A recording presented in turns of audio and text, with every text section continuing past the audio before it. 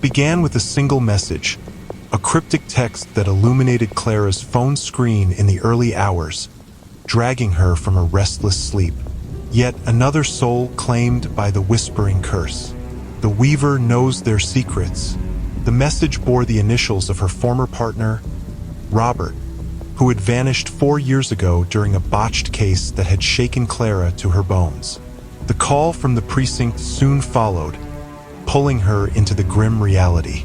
A woman was found dead in a grimy alley behind a bar in the downtown area, the same location where other victims had turned up lately, each more gruesome than the last.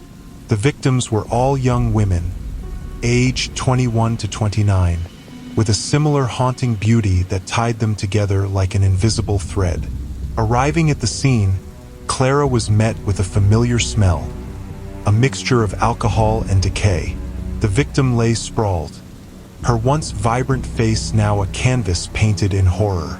Gina Morales, an aspiring artist, had been living her dreams, or at least that's what social media suggested. Clara felt the familiar pang of loss. This could have been her years ago, had she not pursued a safer path. As the team's forensic team worked, Clara approached the body and a flash of recognition enveloped her. Gina had been featured at a gallery show that Clara attended last month. With every new victim, the past dripped like poison, making Clara's heart race with a blend of anger and guilt. Why couldn't she save them?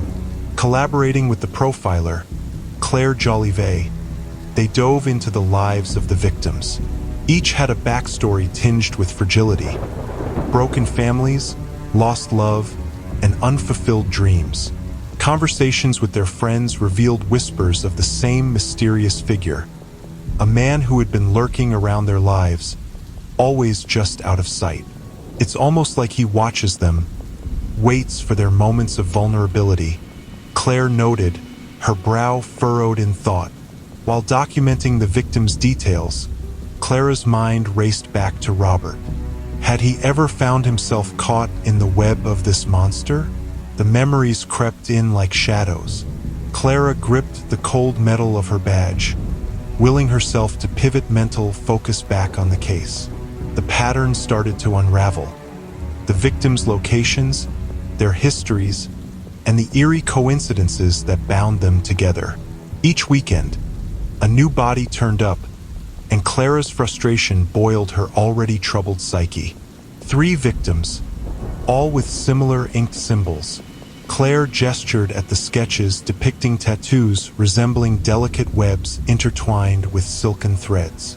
They realized the killer was constructing a pattern, a web of destruction, feeding on the vulnerable souls of the city. The clock ticked ceaselessly, a reminder of the urgency. Days blurred into one another, and Clara often lost herself in waves of adrenaline, haunted dreams, and jarring flashes of her unresolved pain. Seeking solace in a bottle one night, Clara met someone, a bartender named Luke, whose kindness and quiet charm carved paths into her guarded heart. But intimacy felt like betrayal. How could she let someone in when every relationship she cherished had ended in loss? Her sense of connection was tinged with bitterness. You can't continue to run from this, Clara. You need to face your ghosts, Luke said one evening. Her heart skipped.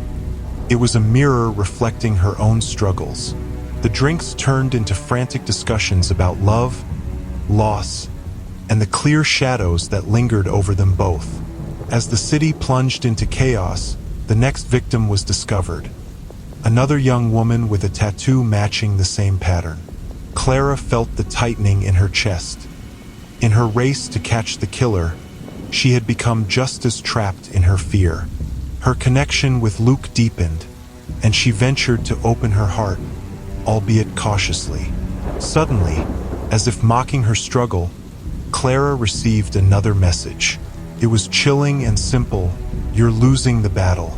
She's next. With newfound resolve, Clara plunged into the investigation, churning through every lead, reaching the dark corners of their lives. The detective's instincts cried that they were close. The killer was moving, And so was Clara, driving her through fog-laden streets with the weight of lives lost on her shoulders. In a dilapidated warehouse, the killer laid bare, unmasked and habitually weaving a web of pain, showcasing each victim in a ritualistic display. Clara confronted him, waves of emotional trauma crashing over her as she recognized echoes of Robert in this man's eyes. "Why?" she demanded, voice steady. "Because they were delicate, like threads in my tapestry. They deserved to be part of something greater." He spat back, madness lacing his words. It could have gone differently. Clara thought of Robert and the choices he made. This man had reflected the shadows she had fought her whole life. The confrontation turned violent.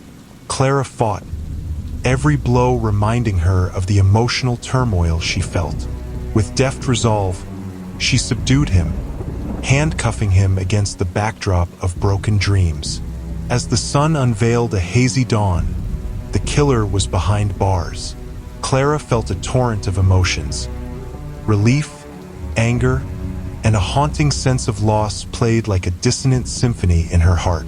Robert's disappearance loomed large, but she realized that the only way to truly move forward was to confront her past.